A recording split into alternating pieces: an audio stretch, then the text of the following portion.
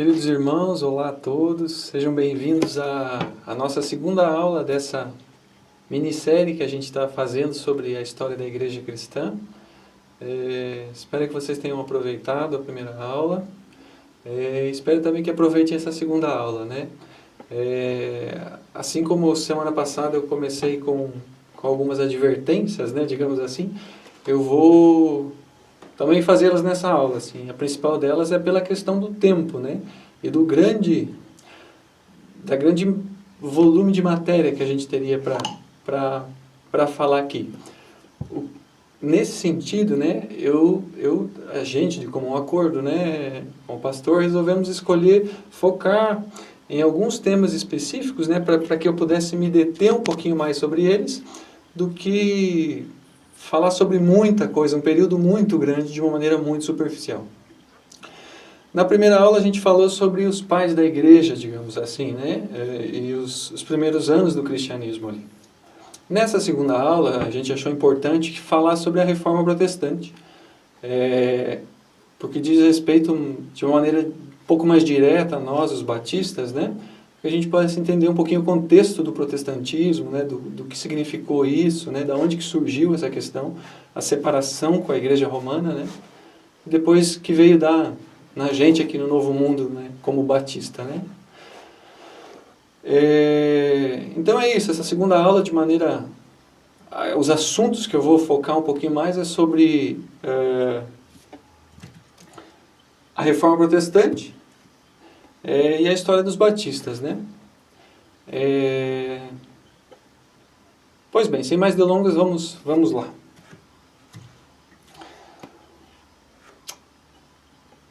Você deve lembrar, na aula passada, que eu falei, quando Constantino ele institucionaliza o cristianismo no Império Romano, lá a partir do ano 313 da nossa era, ele traz para si a igreja, traz para perto do poder político romano, né, a igreja cristã. Nesse período, né, você deve estar lembrado que eu falei que a dinâmica da igreja começa a mudar. Seja porque aquilo que era muito simples, um culto feito por pessoas em volta de uma fé comum, comunitária, né, ele passa a ser agora algo que está relacionado ao império, ao poder político. Então você lembra que eu falei que o templo muda, as roupas mudam, o culto muda, com, digamos assim, a romanização, no sentido do Império Romano, né, dos costumes da igreja. Você lembra que eu falei que as catedrais surgem, né, o culto muda, aquele culto que era algo muito simples, né, ele passa a ser muito mais rebuscado, muito mais elaborado. As pessoas que antes participavam do culto, né, se reuniam, se chamavam de irmãos, comungavam de uma fé muito mais simples, né? Agora elas vão na igreja, não tanto para participar de um culto, mas mais para assistir uma cerimônia que é feita, uma cerimônia que é muito mais elaborada, rebuscada.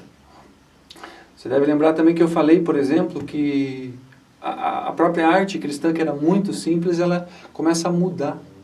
A perspectiva acerca do próprio Jesus muda, no sentido de que até então Jesus era o bom pastor, Jesus era o pescador, o jovem, o salvador, o Deus conosco, o Emanuel, né, que está entre nós. E ele passa a ser identificado após isso mais como um rei, um imperador que está sentado em um trono, né? Apesar de depois a figura humana de Jesus ela ser muito buscada, assim, em algum sentido, mas há já, logo no início, um distanciamento entre o povo que participa dos cristãos, de maneira geral, e o Deus. Começa a ter uma necessidade de intermediação muito grande. Daí vem, por exemplo, a ideia de que primeiro falar com Deus é muito difícil, então eu falo com o Filho que se fez carne entre nós, eu falo com Jesus ainda. Um pouco depois, já tem-se a ideia de que, principalmente da figura de Maria como mãe de Jesus, no sentido de que quem melhor para falar com o Filho do que sua mãe? Maria era como nós, humana como nós. Jesus era Deus e homem, mas ainda assim era Deus. A figura de Maria, como intermediadora, começa a surgir também. E nisso também a própria figura do clero, surge a própria palavra sacerdote surge nesse sentido de alguém que é um intermediário necessário para falar com Deus. Deus não é mais o Deus que se manifestava na comunhão simples para todos. Há um intermediador, que é o clero. E há mais um intermediador, que é Maria. E logo mais diversos intermediadores, que são os santos. De uma maneira geral, o que isso revela, assim? Você lembra também que eu falei na aula passada que no Ocidente, na Europa Ocidental, o poder do Império Romano tinha diminuído muito. E surge o bispo de Roma como um aglutinador de multidões, digamos assim. Ele tem influência muito grande sobre muita gente que é cristã. E essa influência ela não é mais só religiosa, ela é também política. Surge a figura do Papa como um líder político. O Papa, por exemplo, é a pessoa que vai dialogar, negociar, certa vez, com invasores bárbaros. Os vândalos estão, uma tribo bárbara chamada de vândalos, né, eles estão invadindo Roma, e quem negocia para que a cidade não seja destruída, para que os templos sejam lugares de refúgio, as igrejas se tornem lugares de refúgio, é o bispo de Roma. O poder que ele começa a aglutinar em torno de si é muito grande. Se você lembra, na aula passada eu falei do Oriente, o poder imperial era muito mais forte ainda, existiam vários patriarcados. Em Roma, o poder político se esfacela em várias tribos pequenas, que eram as tribos regionais, digamos assim, né, os bárbaros.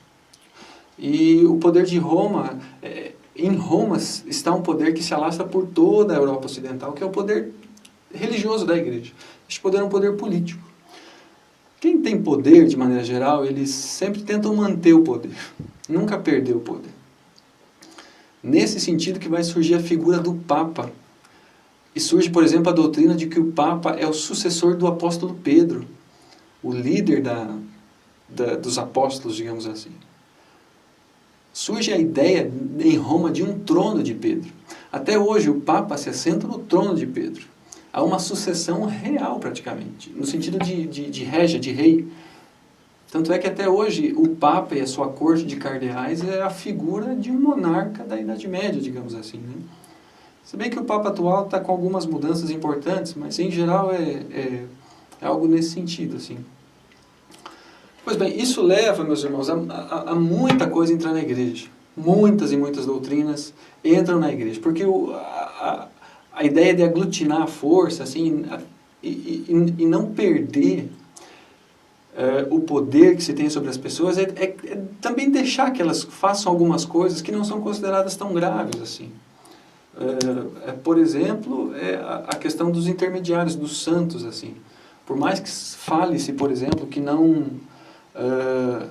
se adorem os santos, mas sim que se venerem os santos, isso na Idade Média não, foi sentido de adoração, assim, né? Foi muito forte. Cada local tinha um homem de fé, que ali estavam os restos mortais deles, e que era o homem da nossa região, digamos assim, da nossa paróquia, capela, que faz milagres. E tudo isso, de maneira geral, para não me alongar muito nesse ponto, leva a que entrem na igreja diversos costumes que não faziam parte, né?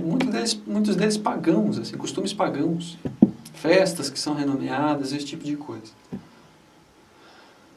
Pois bem, isso, no decorrer dos milênios, né, chega às raias do absurdo, assim. O Papa, em alguns períodos da Idade Média, a corte papal era extremamente promíscua. Roma existiam muitos prostíbulos em Roma. O pior de tudo, digamos assim, se a gente pudesse falar aqui de algumas causas imediatas da reforma, né, são várias causas, eu trouxe algumas aqui só. O pior de tudo, meus irmãos, aquilo que levou Lutero a se indignar, além de outras coisas, né, foi a venda das indulgências. Venda da indulgência, para ser bem simples aqui, é vender o perdão do pecado. dos vivos e dos mortos. Os mortos estavam no purgatório, se você pagar um determinado valor para a igreja, o Papa vai rezar por você e o morto vai sair do purgatório e vai para o paraíso. Na época de Lutero existia até uma musiquinha assim que dizia assim: a cada moeda que no ofertório cai, uma alma do purgatório sai. A gente fosse traduzir algo mais ou menos assim. Pois bem, não sei se você já se perguntou por que deu certo a reforma com Lutero.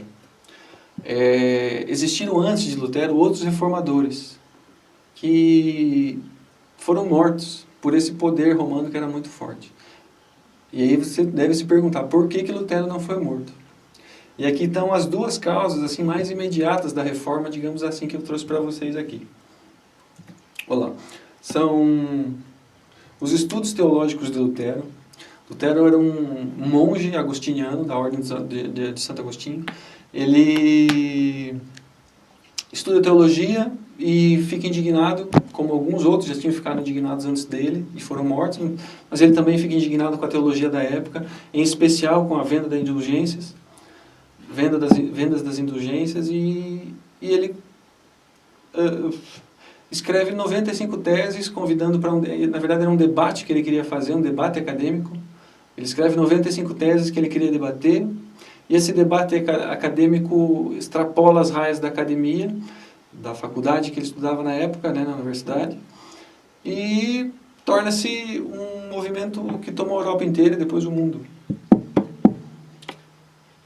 Por que isso foi à frente? E ali está a segunda questão que eu coloquei de causas imediatas. O primeiro, os estudos de Lutero, e é uma questão política aí. A questão política é que o poder de Roma sobre toda a Europa Ocidental estava causando muito problema. Desculpe a expressão, mas haviam muitos governadores de várias regiões da Europa que estavam de saco cheio com a ingerência de Roma. O Papa metendo o dedo na política interna de cada região, e principalmente porque muitas ofertas eram mandadas para Roma.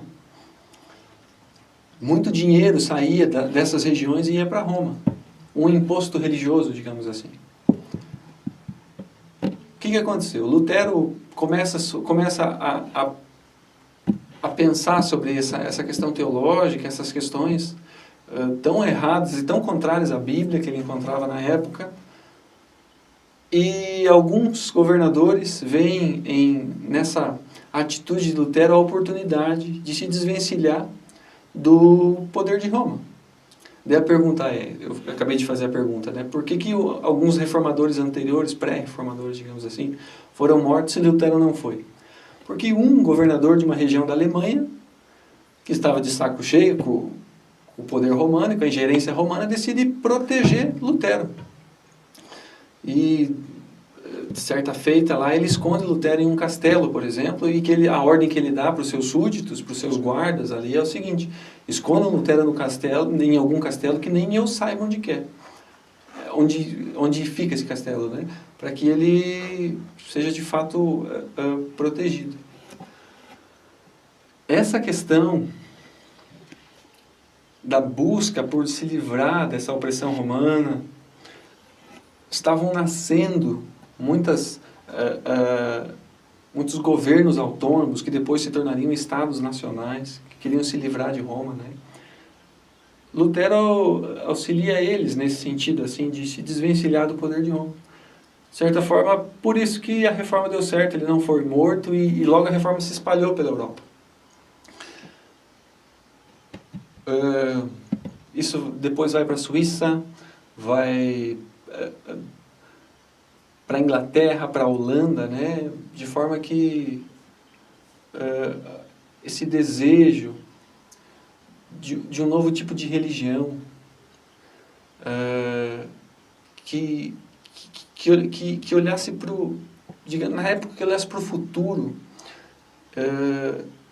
que desse mais autonomia para as pessoas, que resgatasse a dignidade das pessoas no sentido, por exemplo, de que todos são sacerdotes. Um sentido também, outro sentido que a reforma trouxe, de que o fruto do trabalho, né, o enriquecimento, digamos assim, a partir do trabalho não é um pecado, né, mas é causa também é efeito também da bênção de Deus. Na primeira questão, por exemplo, de todos são sacerdotes, a gente se desvencilha da necessidade da intervenção da igreja para a gente falar com Deus. A oração deve ser feita por cada cristão e não somente por um padre num culto, numa missa que a gente vai assistir num determinado dia. Mas pode ser feita todos os dias, né? Entre outras coisas. Trouxe aqui uma imagem de Lutero, você deve conhecer. Essa imagem é uma imagem real, foi feita... não lembro agora o nome do pintor. Devia ter anotado, mas foi feita do Lutero de verdade, digamos assim, que existiu. Quais que são os 5 pontos principais da reforma? Esse vocês devem saber. Já ouviram a gente falar muitas vezes aqui na igreja, vocês devem saber, né? Que o principal deles, o primeiro, são os 5 pontos que a gente chama, são os 5 solas, os 5 somentes, né? O primeiro é a salvação pela graça, né? Somente a Escritura, sola Escritura. Desculpa, meus irmãos, eu me confundi. O primeiro é a salvação pela graça, sola gratia. A gente não precisa de nada, não precisa de pagar para perdão dos pecados. Indulgência não encontra respaldo bíblico em local nenhum. O outro ponto ali é a autoridade das Escrituras. Somente a Escritura, sola Escritura, como autoridade máxima no que diz respeito à fé e prática. Nós temos somente Jesus Cristo. Jesus Cristo é suficiente para a salvação. O sacrifício de Jesus é suficiente. Por exemplo, a gente não precisa passar pelo purgatório para purgar, para limpar os nossos pecados, porque todos eles foram salvos, já foram pagos na cruz do Calvário. Só no Cristo somente a fé. É pela fé que nós temos acesso à graça, né? Não é por obras, nos diz Lutero, né? E outros reformadores também, é somente a fé. E por fim, somente a Deus a glória. Nenhum outro, somente a Deus a glória. São os 5 solas da reforma. Aqui é o que eu falei, né? E eu trouxe aqui uma imagem também esse é o João Tetzel. Ele foi o homem enviado por Roma para ir para a Alemanha para fazer uma coleta de dinheiro, vendendo indulgências, para que fosse possível terminar a Basílica de São Pedro em Roma. Quando ele vendia essas indulgências, que fizeram aquela paródia de que quando a moeda no ofertório cai, uma alma do purgatório sai. De certa forma, esse homem foi um dos... contra ele, contra a atividade absurda, assim, as raias do absurdo chegava a atividade de venda de indulgências, praticada por ele, que Lutero se insurgiu também. Algumas consequências da reforma, né? Consequências políticas e sociais e consequências religiosas também.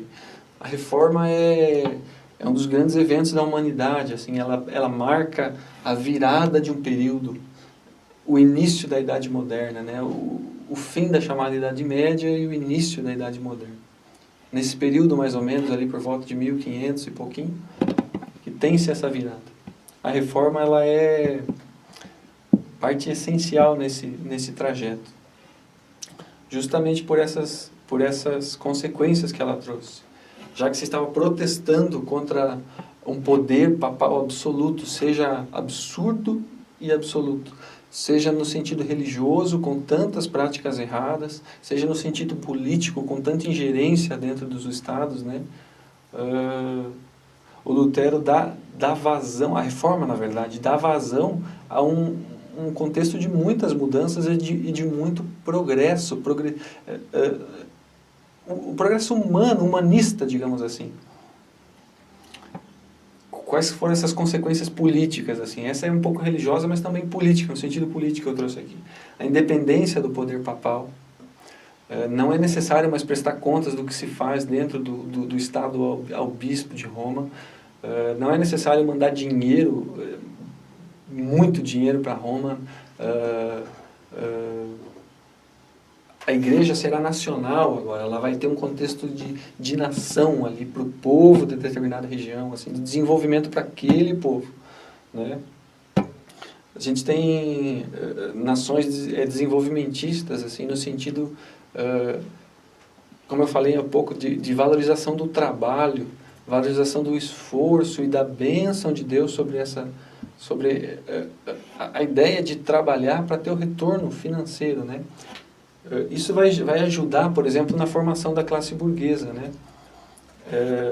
Essa imagem que eu trouxe aqui é um quadro bem famoso, que eu também esqueci de pegar referência, me perdoe. Você vai achar ela facilmente na internet. Nós temos a imagem justamente de um casal, ali mais ou menos nesse período do início da Idade Moderna, onde eles estão contando dinheiro. Veja que a moça está com um livro na mão, é sinal de desenvolvimento, assim, da leitura, do estudo, do trabalho, né? Isso, logo abaixo ali também, né, que eu coloquei a questão da escritura no vernáculo. O que é isso?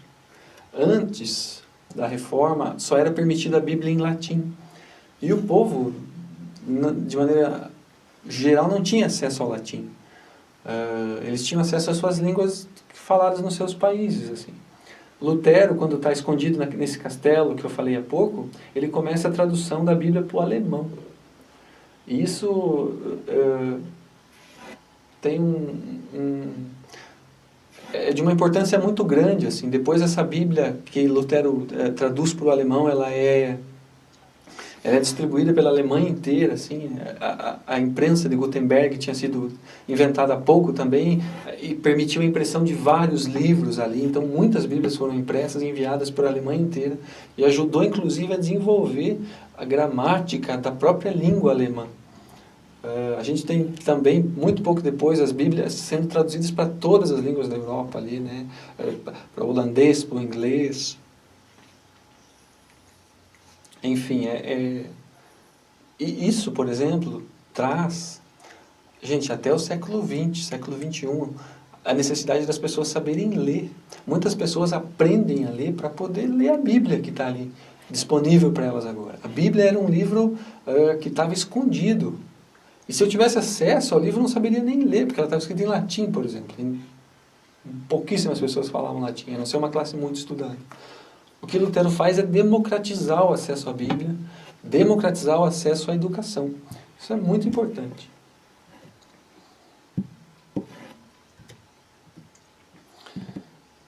Outra consequência importante da reforma, eu trouxe aqui uma figura, você deve conhecer também, do Calvino, que foi dessa primeira geração, digamos assim, dos protestantes, né? Ele foi o grande sistematizador da nova fé. Ele escreveu um famoso compêndio de teologia chamado Institutas da Religião Cristã. Para quem é teólogo, por exemplo, diz que a leitura é obrigatória, né?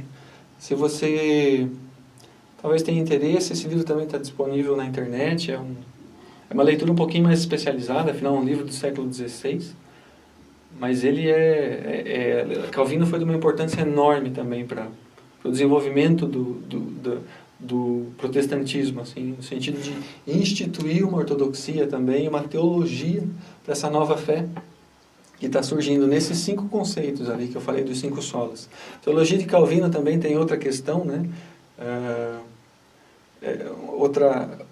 Algumas formulações específicas, assim, mas que não são do nosso interesse agora. Mas o importante é isso, saber que Calvino, dessa primeira geração, junto com Zwinglio, que é outro nome muito importante que você pode estudar depois, são os grandes nomes, digamos assim, do começo da Reforma. Para você pesquisar depois com mais calma também, Lutero, Zwinglio e Calvino.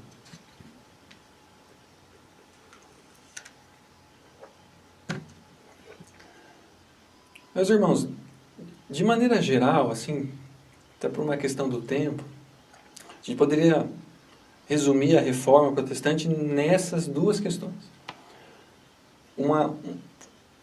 Um protesto mesmo contra tanta coisa errada que havia na igreja, tantos costumes e doutrinas que foram se infiltrando e foram corrompendo a fé original cristã. O desejo dos reformadores era voltar à fé original do Novo Testamento, dos apóstolos, dos profetas, né? No caso do relato bíblico.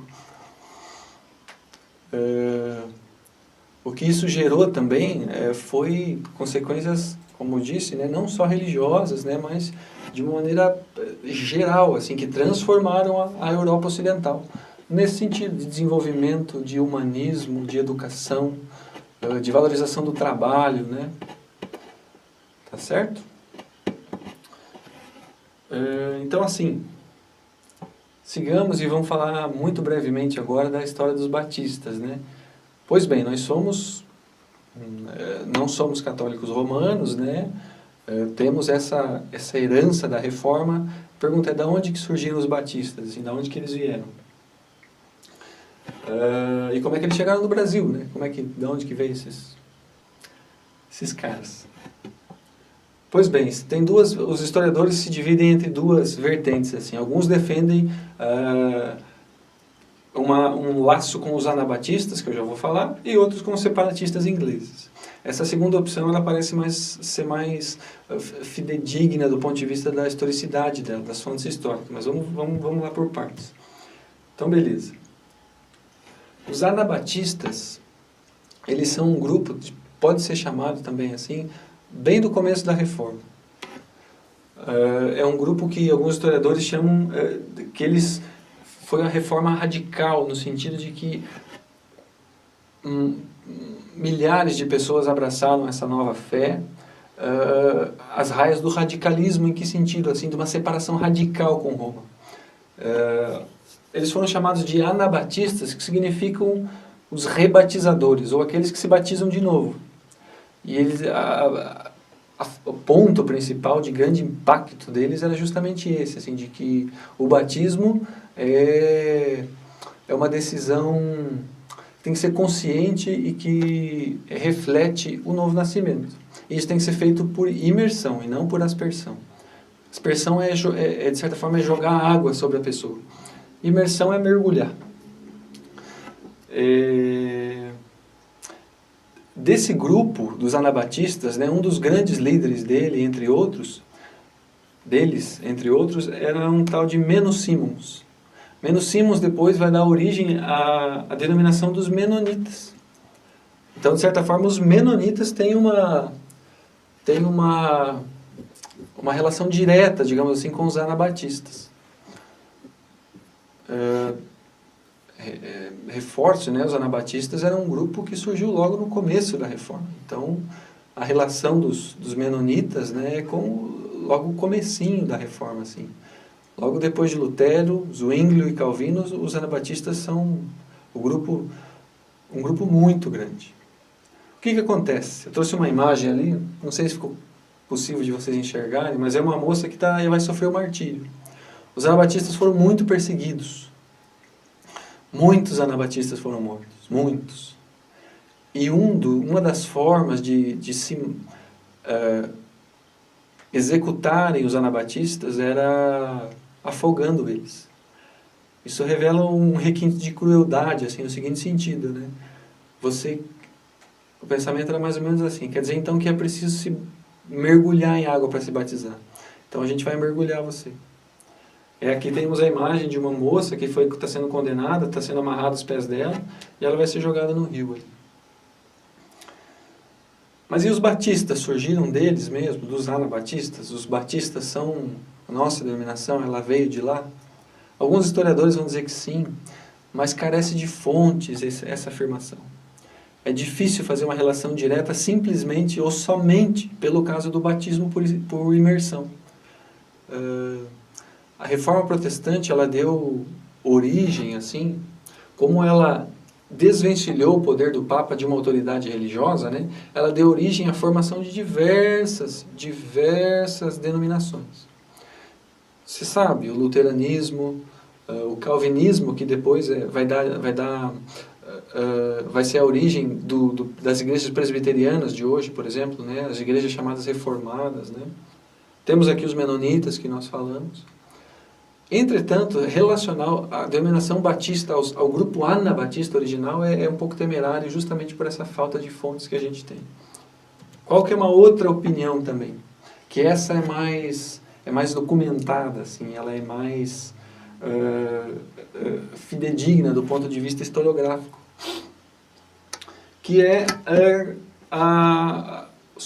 que os batistas surgem a partir de alguns separatistas ingleses. Você sabe, por exemplo, que houve uma reforma também na igreja na Inglaterra.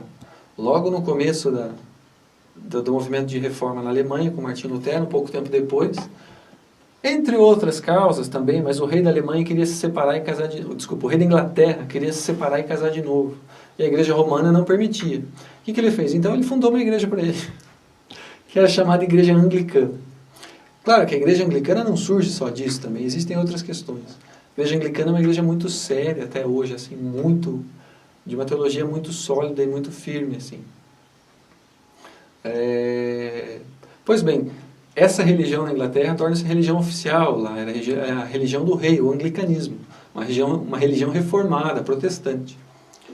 Acontece que algum grupo lá de anglicanos começa a discordar de algumas práticas da igreja, começa a ter umas ideias diferentes e eles fogem da Inglaterra para a Alemanha.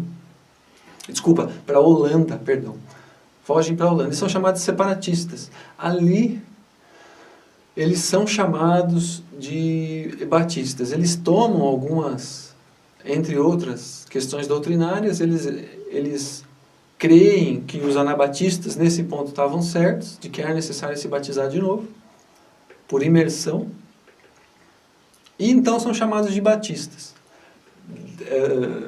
Esses separatistas ingleses também fogem da Inglaterra não somente para a Holanda, mas posteriormente também para a América do Norte, onde hoje é os Estados Unidos da América do Norte, né? E lá eles começam, como era uma colônia e tinha muito mais liberdade religiosa do que muito próximo do rei em Londres, eles têm liberdade para continuar com o culto deles. Eles são chamados nos Estados Unidos, né, os pais peregrinos. Eles fogem da Inglaterra, vão para lá, nas colônias, e estabelecem, digamos assim, de maneira sólida a denominação batista.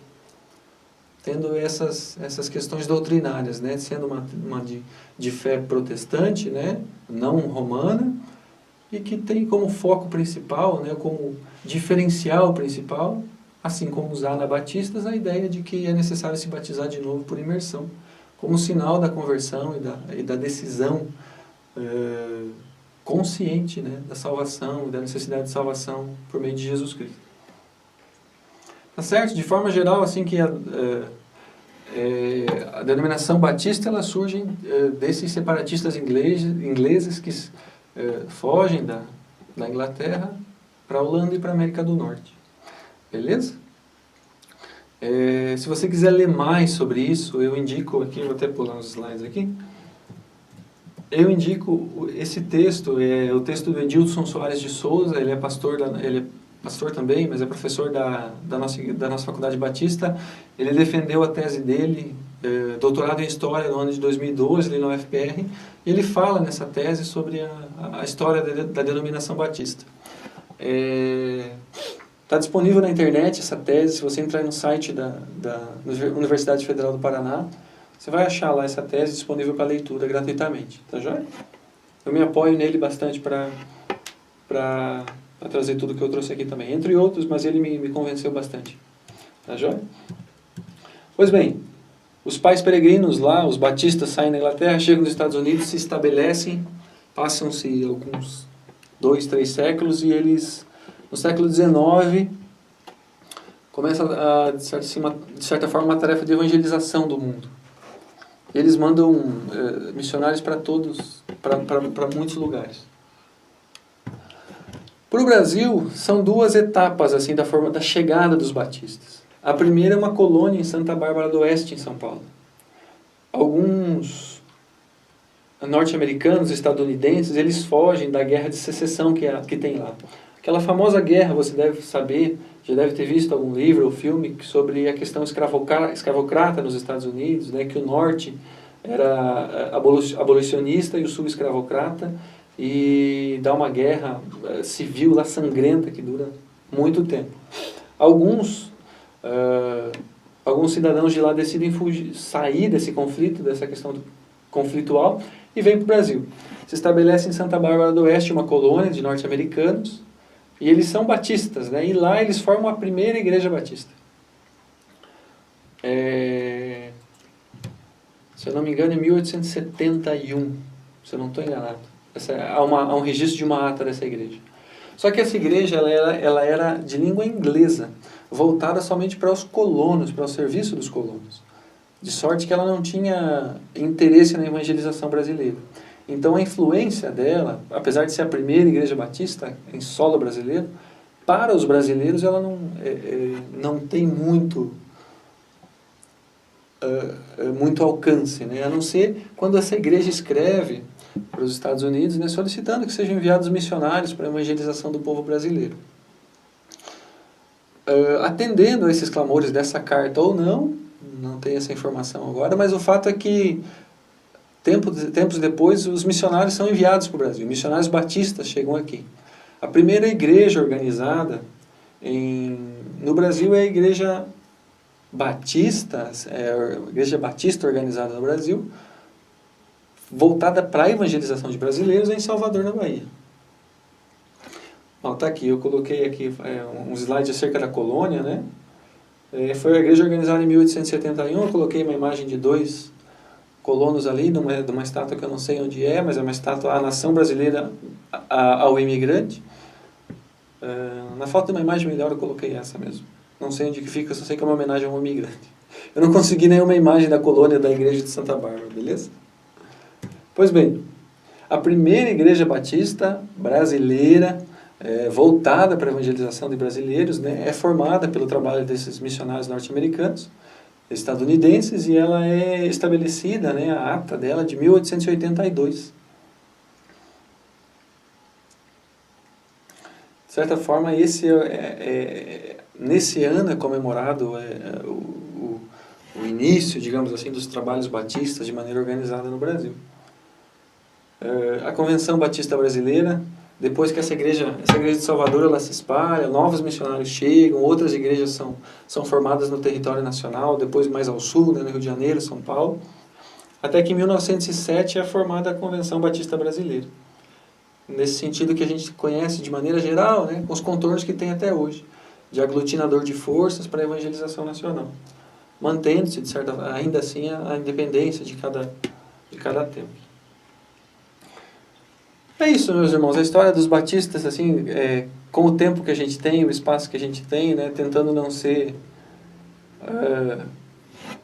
tão superficial, mas também não podendo ser muito profundo, é isso, assim, a igreja, os batistas brasileiros são fruto do trabalho de missionários estadunidenses. Eu trouxe 2 indicações bibliográficas aqui, se você quiser saber um pouco mais, em especial sobre os batistas, né? Eu já falei da tese do Edilson Soares de Souza, que é os cristãos em confronto. Se você quiser ler algo também sobre a história dos protestantes de maneira geral no Brasil, eu indico o primeiro capítulo dessa dissertação, de um tal de Juliano da Silva, que está disponível no repositório, no repositório de teses e dissertações da Universidade Estadual de Ponta Grossa. Fala sobre, o primeiro capítulo, como eu disse, sobre os protestantes no Brasil. Beleza? Quero terminar essa pequena série, com uma imagem e com uma poesia. A imagem você deve ter visto ali, é a imagem do bom pastor. Jesus, o Deus conosco, que carrega a ovelha no colo, que cuida da ovelha. E essa canção, essa poesia de um brasileiro, Jorge Camargo, se chama Ajuntamento. Fala justamente sobre isso, sobre a comunhão cristã no culto, rogando as bênçãos de Deus, sobre que Deus se faça presente no meio do culto cristão, que é feito em comunhão, um ajuntamento de gente que tem a fé em Jesus, o bom pastor. O refrão dessa canção diz assim: Tu és o Senhor de toda a glória, hoje, sempre e como foste outrora. No correr da história, revelando o seu amor, Deus, bendito, Rei e Salvador. apesar de vários percalços que a gente encontra na história da igreja cristã e da dificuldade muitas vezes de ser discípulo de Jesus, correndo risco da própria vida, sabemos que Deus é Senhor da história. Ele nunca perdeu o controle. Ele continua sendo o Emanuel, o Deus conosco, o bom pastor que nos carrega nas costas. Tá joia? Muito obrigado, meus irmãos, pela paciência, pelo tempo. Repito, se você tiver alguma dúvida, alguma questão, você pode colocar ali nos comentários do vídeo. Na medida do possível eu vou respondendo. Tá certo? Muito obrigado pela atenção. Perdoe alguma falta e que Deus nos abençoe a todos.